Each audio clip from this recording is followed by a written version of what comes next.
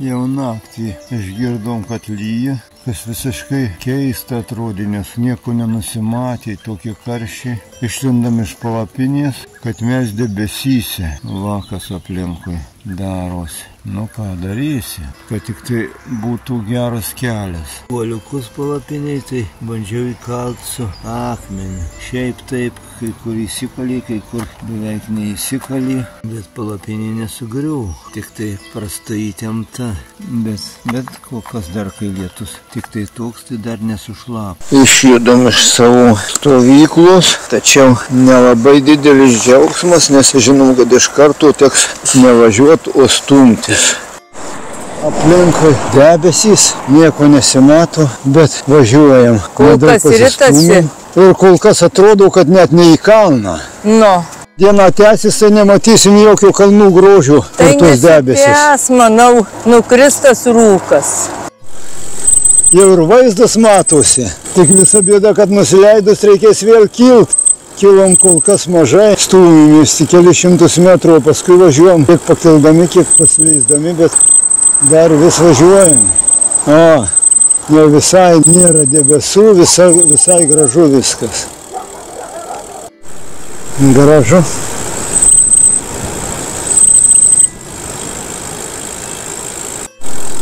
Na va, matyt, tik kalnų viršūnės debesyse. O mes jau gražiam ore, tik kalnai debesyse, iš kurių mes nusileidom.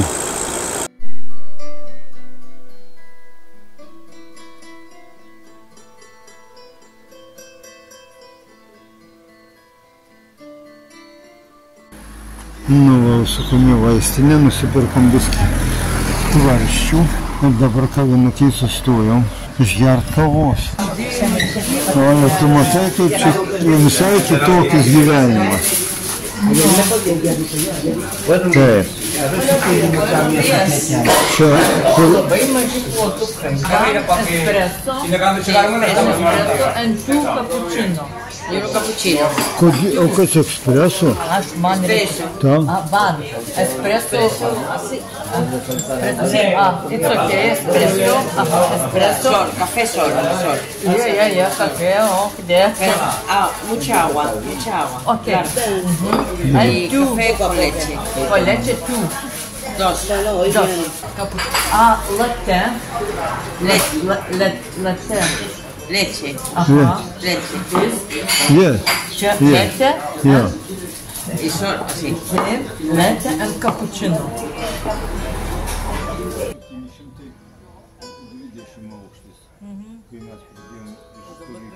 Nusileidom, buvo 720, dabar 500, tai nedaug labai nusileidom. Tai 200 metrų žemyn, 220. Nuvažiavam 9 kilometrus. Nu tai taip ir buvo nuo miestelių, iš tų miestelių, kaip įvažiavom į tą rodį 10 kilometrų. Tai reiškia, iki Lugo liko 30 kilometrų. Nepaėmė pinigų, reikia laukti, kol ateis. Nu tai iki uždėsi. Rykalnį, reikia stumtis. Pasistūmėm ir reikia nusirengti, pakankamai šilta. Ir Jurgis keičia aprangą. Nekeičia, tik tai sumažina. Visai neblogai stabtelt pailsėti po tiltu. Pavėsis geras ir skersvėjukas traukia. Po tiltu sustojom trumpam poilsiui, atsigersim ir judėsim toliau. Atsirišo batas. Reikia sutvarkyti, kad neįsuktų į grandinį. Va šitas. Tai gerai, kad čia pavėsinė pusė dabar mums. Tai dar visai nieko pavėsiai. Ir aišku, kelias daug geresnis negu vakar buvo ir netoks status. Jurgi, palauk. Neskubėk, matai, mums tiesiai. Nes kairiau išvažiuoja į autostradą. O mums tiesiai reikia. Pagal tą baltą lentą važiuoja. Bet žiūrėk jau, gal jau čia viršūnė. Nu gal duos Dievas, kiek čia yra? 6,70. 13 kilometrų, tai mes 4 kilometrus čia stūmėmės. Pravažiavom kokius 3 kartus po 100 ar 200 metrų. Leidžiamės nuo kalno Ne, čia biskį iš vyrukų, tai leistis reikia atsargiai, laimutį leidžiasi labai atsargiai, po to griuvimų kelionės pradžioj ir labai gerai daro. Vakar, kai leidomės tą ilgą nuokalnę 20 km, buvo labai lygus, labai geras kelias, leidomės neskubėdami. Tai buvo labai nemalonus dalykas, aš ėmiau snaust. Kelis kartus susnūdau, įsigandau, paskui turėjau sutelkti visą valią, kad neužmigčiau važiuodamas paskui. O tokių kelių, kurie nelabai lygus, prastesnis, tai niekas neima. Buvom labai pavargę iš ryto, kai stūmėmės, tai va tai buvo. Vandenį pamatei? Taip, pamačiau vandenį, reikia prisileisti vandens, nes vakar, kur pirkom tą vandenį krautų visai neskanus, labai kartus. Kai išpilam tą neskanų vandenį, kuris karstelno. Jo, kur buteliuose nusipirku. Ir prisileisime iš kranų skanaus.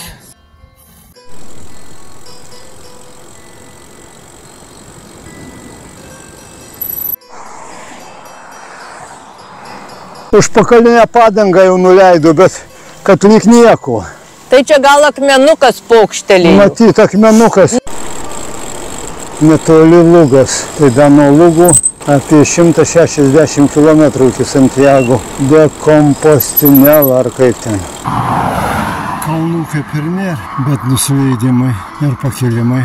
Tai kaip kalnuose. Dabar kylam. Raimutėna šiek tiek atsiliko, bet paprastai aš važiuoju, o į tankiai ir stumėsi ir visą laiką kartu nuvažiuoju. Nes jinai mane į kalną visada pralenkė, o į pakalnę aš ją. Dabar aš čia myniau ilgokai į kalną, tai dabar jos viskai luktelė. Dar iki Lugo rašo 7 km. Čia priemiesčiai tikriausiai jau, nežinau kiek dar čia. Leidžiami smarkiai, reiškia dar ir kilsim smarkiai. Jau gerokai vėlu, reikia valgyti. Sustot, mes ryte suvalgėm tik tai po tą mažytį jogurtėlį. O dabar jau 2:10, nuvažiavę 34 km. Ne kaži ką, daug labai įkalnių buvo. Pasukite kairėn. Pasuksim. Čia sukam. Gerai.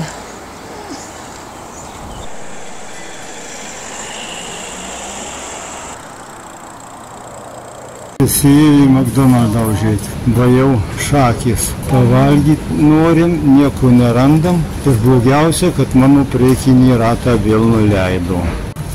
Valgom ispanišką maistą. McDonald'e. Nuvažiavom 39 km, sustojom McDonald'e pavalgyti. Ne jau prieš McDonald'ą pamatė, kad priekinė padanga pustuštė. Susiradom parduotuvę dviračių. Bet dabar siesta. Iki 4:30, tai jau pusvalandį pralaukiau. Dar pusvalandį ir sulauksim ir tikiuosi nusipirkti kamerų naujų. Naujas reikia. Nesidėjau lopytą kamerą ir po tą lopą dabar leidžia. Dar turiu lopytą, bet jau nežinau. Ne, nerizikuojam. Tie patikimi tie lopinimai.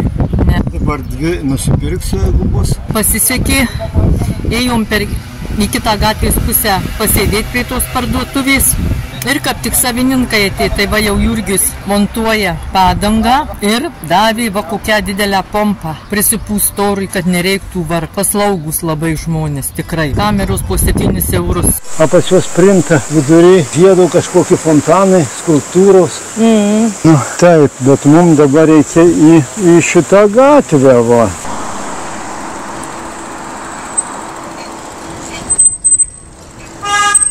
Nieko.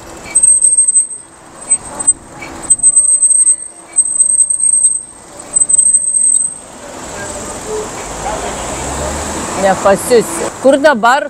Žemyn. Važiuojam. Toliau.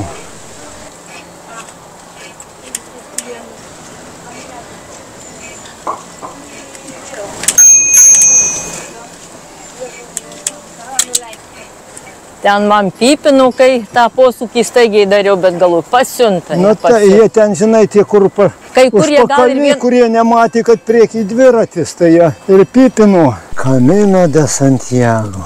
Sunkus tu kaminai. Buvo ir nuokalnį, ir įkalnį. Susistumėm iš čia kalnų nekvapo. Nu, va, kairiai pusėje kalnai dar matyti čia lygumą. Kokia bažnyčia. Kaip ir daugelis.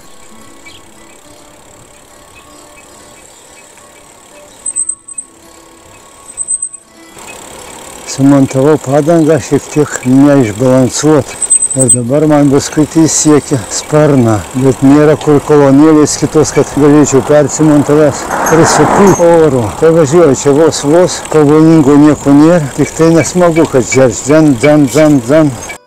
Palapiniai statyti. Gražiai žydi pieva, bet palapiniai gal ir rastų vietelę, bet biskį lyg norisi atokiau nuo kelio. Ne tai, kad atokiau, bet kad ne tai būtų matyti, ne taip atvira. Anoj pusėje ten ilgos milgos nelabai. Aišku, man čia panašu, kad čia geresnis gruntas ir palapinę pasistatyti, koliukus susmeigti būtų visai lengviau negu buvo praeitą naktį arba dar čia anksčiau. Čia kol kas nieko nėra. Dairomis aikštelę, bet čia nelabai kokia tu aikštelė. Ir aš važiuoju dar pažiūrėti, gal dar ką rasiu geriau. Tai paskambinsiu, Laimutė čia palauks, o jei nerasiu, tai grįšiu.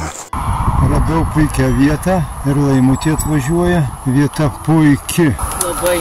Pasakiška. Šie tvoros buvę aptvertus, jie galėsim kažkur pastatyti palapinę. Galima ir prie tvorų dviračius, ir prie medžių, čia daug visko.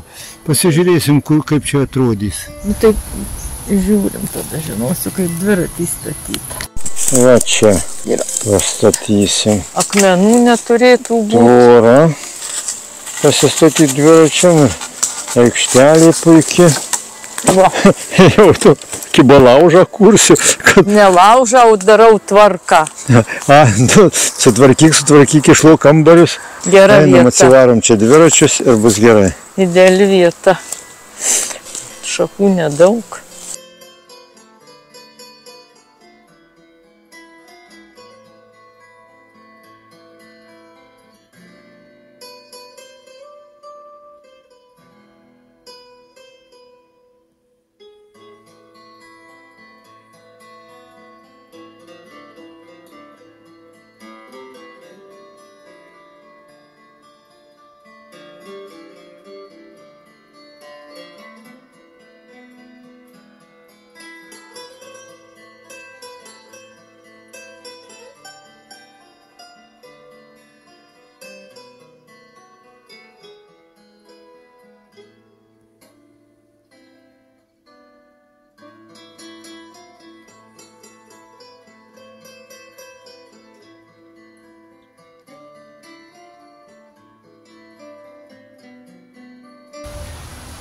Tai va dabar jau 21:12 minučių.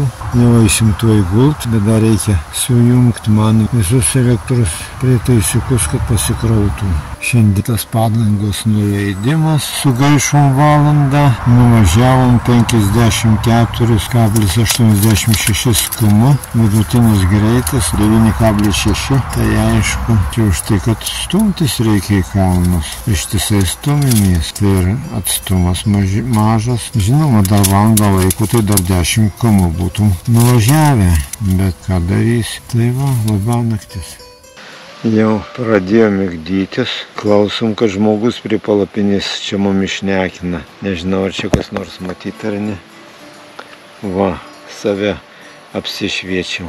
Nu ir bandėm šnekina ispaniškai, aišku, ne vieno žodžio angliškai, nes žinom graciją. Ole.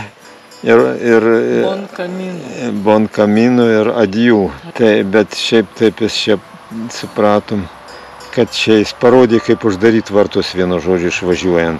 Nes kad kiek gal būtų užrakinęs ir būtum per tvorą kėlėsi. Tai va ir viskas. Toks mažytis spyglys, o padangas pradurė.